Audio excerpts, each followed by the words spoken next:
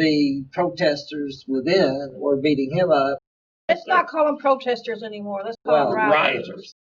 Now, this is the chief person that runs that protest, whatever you want to call it. Oh, really? Rebellion. And she's very direct. Oh, yeah. I remember it was a lady. Yeah, she just said, I'm here to disrupt. I'm not here to protest, she said. That's what she just said. I remember a few things about that. She said she wanted to do away with the police force. So if somebody comes into your house and starts robbing you or beating your wife with a hammer or a baseball bat, what are you going to do? Whistle Dixie? No, that's not what I'm going to do. I'm going to look to that Second Amendment real fast. But you can see that this doesn't really make sense, do you think? Well, I think what we can see is there's no real direct political connection between we're upset over George Floyd, this guy getting killed by the police, and what these people are doing and what these people are demanding. They're using this to push their agenda. To piggyback off of. They're piggybacking off the Black Panthers. There's even groups that started before the Black Panthers, and they're all about anarchists, like the Black Panthers disrupted during the 2008 and 16 elections in PA, Pennsylvania, where the little old people were trying to vote in line. They didn't want them to say, are you going to vote Democrat? And they would say no. They were literally threatening them to leave. So it's an anarchist group. We have a lot to talk about on that video. It was pretty powerful. Okay, go ahead. She said also that she wants to completely abolish the prison system. I think I mentioned earlier. Let all the criminals out. It doesn't make sense. Anybody that has anything to do with law enforcement. Right and wrong. And then she said, the man asked her, are you an American? She goes, I'm an African brought to America. That's an interesting statement. What do you think about that, Corbin? I think what a lot of you miss is that this is old left-wing politics in the black community. It goes further back. It goes further back than the Black Panther Party. And there's just a lot of organizations that brought up those sort of identity politics. The point is to stay focused on is what is happening here. The reality on the ground has nothing to do with George Floyd, Breonna Taylor, anything like that. They've exploited these issues to push their political narrative. And we're not trying to be mean and not understand that these are horrible deaths, but we're saying it doesn't have anything to do with it. We need to do a pushback because, once again, we have this socialist mentality, socialist ideology on the forefront of American politics. But the only reason why it's really there in the forefront is because of the heavy support that's coming from the media. That's right. We need to have a counter to that. We have to have more conservative media, nationally, regionally, and on the local level. We have to have more programs like this. Honest. Yes. Okay, let's go to Giuliani. Can I say something? We've discussed this before, like you said, we need a more conservative media. Well, unfortunately, the left has done their job, infiltrated the education system. Now our young people are growing up to hate America. Even there's more white people in Black Lives Matter than black people, at least what I've seen on TV.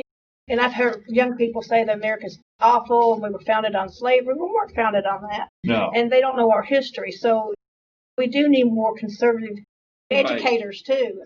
Nice if we could put God back in our schools again like it was for the first 100 years of our country, and we didn't have this kind of thing. Well, bear in mind, Doc, I agree with you. But bear in mind, the first 100 years, it was not government schools. These folks were homeschooled, churches, etc., independent schools. Yeah. They weren't government schools. And Booker T. Washington, a former slave, and he started his school. Tuskegee wasn't started with government funds. That's right. It was Booker T. Washington going out there doing fundraising, and people of different races saying, hey, we like this. And we have a lot of good history like this that our kids do not know. See if you can get Giuliani before we quit. Oh, okay. I need to put that on here then, because he said you couldn't do the. Yeah, you need to bring it up under yours. Oh, you want to put it to the microphone? Yeah. Or did I send it to you, Dr. Simon? Whenever Sean King, that's his Black Lives Matter's name. I'm standing up in what was the chop zone. Thousands of people last week, now it's just hundreds. And I was shocked this week whenever Sean King issued a plea to people all over America to tear down statues of Jesus Christ of Nazareth. Cultures of every kind have used depictions of Jesus that look like them so they can connect to him. If you go to a black neighborhood, you'll see a black Jesus. Hispanic neighborhood, an Hispanic Jesus. white neighborhood, a white Jesus, Asian neighborhood, an Asian Jesus. It's despicable that people would choose in a time like this, where we should be talking about racial reconciliation, equality, justice, and fair treatment by law enforcement and the law, to try to attack the statues of Jesus. I ask you to talk to other people. I ask you to show kindness to people of all colors, of all races. But I ask you to stand and be bold. Next, they'll go for the cross. They'll claim the cross is whatever, and then they'll require you and me to remove the crosses from our churches, the crosses from our homes. Sean King has called for decimation of houses of worship, and I want you to know we stand against that vehemently. We believe that is not something that we should be doing. We cry out right now to America, do not team with this initiative. And we pray right now and ask that God would come through and would put his hand on this situation. And this really, ultimately what it is, this act of terrorism. What I'm calling for every pastor, every patriot, every Christian, every man of God to do is we need to defend these places and not allow our Christian heritage to be erased in America. It's time to stand for him. Hey, it's time for us to stand up for the cross of Christ. That's amazing that they want to attack God now. It's just one series with a continuum. They lead down a path to destroy everything. Louisville, Kentucky. Let's bring this on. We've already had Pastor Rogers stand up. I'm going to defend the cross. I'm going to preach the gospel. So let's name some names. Let's approach Pastor Bruce Williams and ask him, Pastor, Brother Pastor, where do you stand on this? Let's approach Pastor Kevin Cosby and ask him, brother, where do you stand on this? Let's go to Tal Ottoman and ask him, brother, where do you stand on this? Not the man, but respectfully ask, brothers, respect you, your position, your authority. We just want to know where you stand on this. Let's bring this home. Let's bring this to Louisville. Let's have a concerted campaign to put that question to them. Just like we need a concerted campaign. After showing the pictures this brother has shown, what kind of Louisville do you want? Is this what you want? Exactly. If it is, let things stay the way they are. If it's not, then we need to look at Dr. Simon's petition. We need to contact the Metro Council people, etc. Well, we have two petitions. This is the petition to ask the Metro Council to vote Mayor Fischer out of office. Now, they can do that. I think they need a little over half. 21 out of 26. Is that correct? I think that sounds about right. That's more than over half. A little over half. We'll send this to you. In other words, like you say, are we going to just look the other way and pretend like nothing's happened? Or are we going to grab a hold of reality and take a stand for God and what's right? Or are we just going to say, oh, yeah, let's just burn the whole city? So this is the petition to ask Metro Council. Now, there's an ex-policeman who's going to take this to the Metro Council and with the media being there and ask them one way or the other. Like you said, are you going to be for civilization and police and the justice system? Or are you going to say, oh, let's tear everything down? So the number to call is 895-5025, 895-5025, 895-5025. Call right now and leave your name and address, phone number, and we'll send you this. And you can get more things, more people sign it. Now, this is another petition that also is indirectly related to this. And this is a petition. The school board raised the property taxes 9.5% so they can teach that teach that there is no God, no right and wrong, no 10 Commandments, no Bible, no prayer, no nothing. And you and I are paying for that. So the question is, do you want to pay more money to indoctrinate our young people with more and more anti-God worldview? I don't. So I've already signed this, and I think everybody ought to sign this. We almost got enough to put this on the ballot. So if you call that same number, 895-5025, 895-5025, you can call right now. There may be an answering machine. But you can just leave your name, address, and phone number, and we'll send you a copy of this. You can make copies and get everybody in your church to sign it, everybody in your neighborhood to sign it, your relatives, your neighbors, your friends, everybody ought to sign this so we can take our city back. Dr. Son, I'd like to add something to that too. We're not saying that every administrator in the school systems are not horrible people and that they teach this stuff. Our many school systems across America, there's some worse than others, some counties worse than others, some schools and counties worse than others. So if you're a school teacher, we're not trying to bash you, but if you are part of a system where you know that people are being taught that they're wrong, stand up and be bold. If it even means you losing your job, in a sense, you have to stand up for what's right, not for pushing education that's not truly American. And that's so important. Kids are being taught to hate America. Hate America. And we're one of the freest countries in the world. People have come over here. I had a good friend, Margaret Sylvie Morin. She's dead now. She's in Cuba. Her and her family, literally, this is back in the 60s. God, this is when I was a little girl, but I met her when I was older. Literally came on in a boat to get away from Fidel Castro. Literally. And she lost 2 brothers on the way. She'd get so upset. She loved President Reagan, but this stuff was kind of going on then, too, like Corbin said, but it's worse now. But she said people don't understand what it's like to live in an oppressive regime. You know something that ties us? I can bring it home like Corbin. I was watching a little clip, Phil Robertson. I used to think I was a redneck until I saw Phil, and then I changed my mind. But anyway, Phil says it really comes down to loving your neighbor.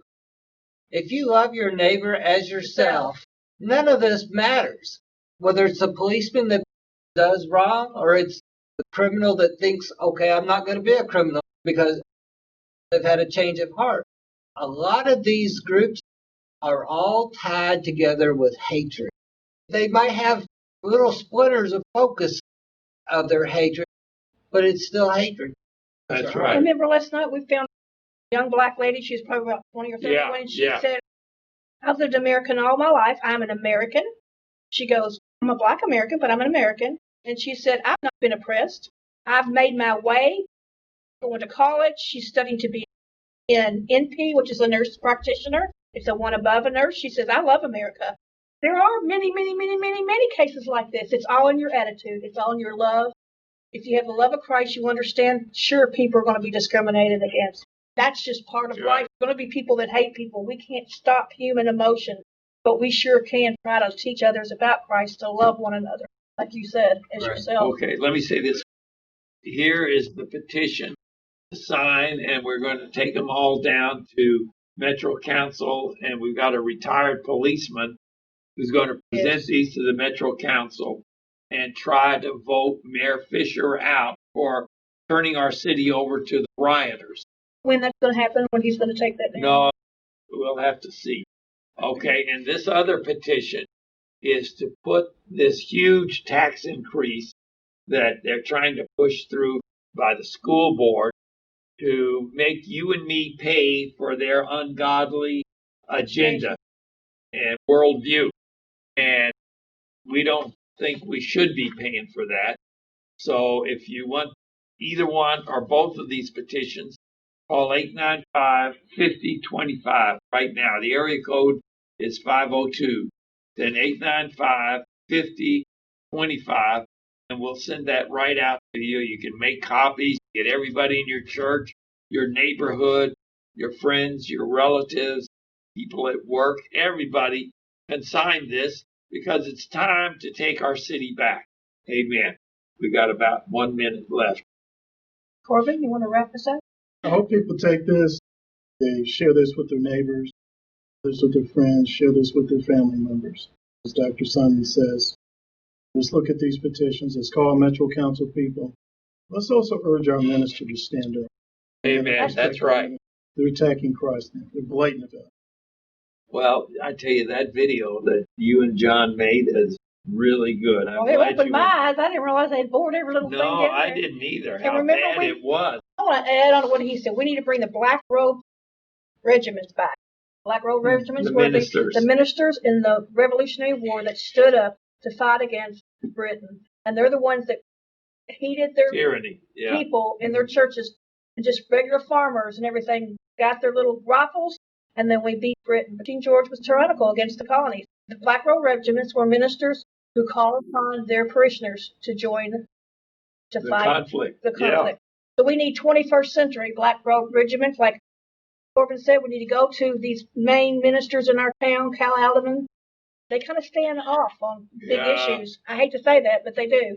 One last time, 895-5025, and the area code is 502, because we're coming from Louisville. God bless you. Tune in again next week. Hi, this is Frank Simon with the rest of the news. Our special guests today are Cindy Marlow right here next to me, and right to her on her left is retired police lieutenant Richard Pearson. And at the end over there is John Brewer. We're going to talk about some of the problems going on in Louisville right this minute. Rich, could you start us off? Do you want to run the film here first? Okay. Do you want to do that first? Yeah. Okay, sure. Okay, Richard, what do you think of all of that? Speaks volumes. In the Black community, we need to do the work that's necessary to move ahead, move forward in life, not always play the role of the victim. But I think Denzel did a good job with explaining how to keep young Black youth from encountering the criminal justice system. It all starts in the home. If, as he was saying, 7-year-olds aren't being arrested by the police, it's when they get a little bit older and they haven't been brought up to respect the police, to respect society, or respect education, things of this nature, is when they have interactions with the police. And once the criminal justice system gets its claws in you, it's extremely hard to get those claws out. So you want to do everything you can to keep your children out of that system. That reminds me of Ben Carson and his story and how he almost went over the line. He'd actually stabbed somebody. And I was getting ready to. No, he really did stab somebody, and it scared him to death. And it's like something snapped, and he decided, this is not the road I want to go down. So he started listening to his mom, and now he was a brain surgeon, and now look what he is. Great administration. Rich, why don't you tell us about your thoughts about the protesters and everything rioting downtown? Well, I think protesting is fine. It's protected by the First Amendment. We've had a lot of positive improvements in this country that has been the result of peaceful protests, the civil rights movement, Martin Luther King and the people that were working with him. But their protests were different than these protests because Martin Luther King never threw a brick. He never threw a bottle of urine. He never set anything on fire. He never destroyed property. It goes counter to what you're trying to do with the protest when you go and commit acts of violence, because it makes everybody just dig their heels in. It makes that gap, that divide even greater. So it actually works against your point when you commit acts of violence. In order for anything positive to happen in Louisville, the rioting has got to stop. There is a difference between peaceful protesting and rioting. The rioting and the violence has got to stop. You cannot have progress and chaos going on at the same time. The riots have got to stop. The only agenda that I can see that the rioters have is anarchy and chaos. I don't even think that they're even feigning an attempt to cause positive change. Now they're just tearing things up. The peaceful protesters, that's fine, but these rioters who are going out and assaulting people and surrounding their cars and trying to drag them out of that cars. one lady you said about the older lady? They surrounded the car and tried to pull her out of the car. That is not a peaceful protest. That is criminal behavior, which brings me to my next point, Mayor Fischer. And he is not doing this city any service whatsoever with the orders he's given to the police department. He's telling them to stand down and allow criminal activity to occur, which is totally contrary to the oath that they swore. And a lot of the police officers, most of them actually, are really upset with this. They see what's going on. They want to do their jobs. They are being worked to death. They're working 12, 14-hour days back to back. They've canceled off days and things of this nature. They're working them into the ground. They want to do the job. They see what needs to be done and they want to do it. But then this mayor comes in and says, stand down. We need to take a softer approach. Well, what softer approach do you take with somebody who's throwing a brick at you? I don't understand that. And then he even gave the order for them not to wear their ballistic helmets. Well, if somebody's going to throw bricks and bottles of urine at me, I need something on my head to protect me. That's just self-protection. And that's common sense. Common sense. But this mayor is even telling them that they can't wear a helmet to protect themselves. And then when he's confronted or asked about his behavior, he says, no, that wasn't me. I didn't give that order, or it was a misunderstanding, or somebody else gave that order. He basically threw Rob Schroeder under the bus and said that the stand down orders came from him. No interim acting chief is going to give that order without being directed to by the mayor. And what Mayor Fischer is doing right now is very cowardly, because he's not saying the buck stops here with him. He's saying it's always somebody else's fault. I didn't know about it. It's a misunderstanding. Somebody else did it. That's a very cowardly attitude for somebody in his position to take. He's shown very poor leadership. He's shown poor leadership for the last 8-10 years that he's been in office. Nothing positive that I can see has happened under his administration. Murders are going up yearly, and then him and Chief Conrad kept trying to tell us this is the new normal. It's going on all over the country, so we should just accept it. I don't accept that. No, we want crime to go down. I don't want to be told that that's the new normal, but that's what they kept trying to shove down our throats. Just one scandal after the next, and Mayor Fischer just keeps denying and diverting and sidestepping. It's time for a change of administration if Louisville's going to move forward. I think we ought to bring in that there is a petition being signed now of everybody that agrees with what Lieutenant Pearson just said, that it's time for a change. We need some responsibility. What's the website to go on to sign that petition? I don't know. I don't have it handy. Well, we can bring that up and put it out. We can put it out. As long as the people know that there is a movement to remove Mayor Fischer from office. There's actually a state law that authorizes that. It's KRS 67C.143. Well, we can send a copy of that petition to anyone that wants to call. Well, there is a timeline. Let me interject here. A timeline has to be done by next Thursday. No, that's the taxes. There's so much going on. You call our telephone number. It's area code 502-895-5025. 895-5025. We'll send you a handful, or you can make copies and give them out to everyone in your church or everyone in your neighborhood that it's time to take action and get a handle on all this stuff that's going on. Because I think it only needs 21 out of 26 to bring him. The state law is KRS 67C.143. It authorizes city governments to remove elected officials that aren't doing the job. So in the case of Louisville, what it would require is for 21 out of 26 Metro Council members to vote to remove Mayor Fischer. In effect, gives them the authority to act as a court, look at the job that Mayor Fischer has been doing to see if he has been doing something he shouldn't be doing or not done something he was supposed to do. And I believe that burden has been met, because you can look at what's going on now in downtown Louisville. People are not getting protected. He's thrown Louisville 600, 700,000 people under the bus. When he enacted that curfew, for the sake of a few dozen protesters, he shut down an entire city. We're trying to recover from COVID, and he shut down the city. It's just basic irresponsibility. There had to be a better way to do that than what he did. John went downtown and took movies of all of the boarded up buildings, and the courthouse. The Cathedral of the Assumption had some windows broken out of it. There was just a lot of destruction, and it's like you say, the mayor should have been trying to prevent that or stop it. The primary function of government is to protect the citizens. So he has failed at his primary function. That alone should authorize and justify his removal. And it's not a one and done type of thing. It's not a single incident. It's a series of incidents, a series of scandals, a series of failures that show he just isn't up to the task.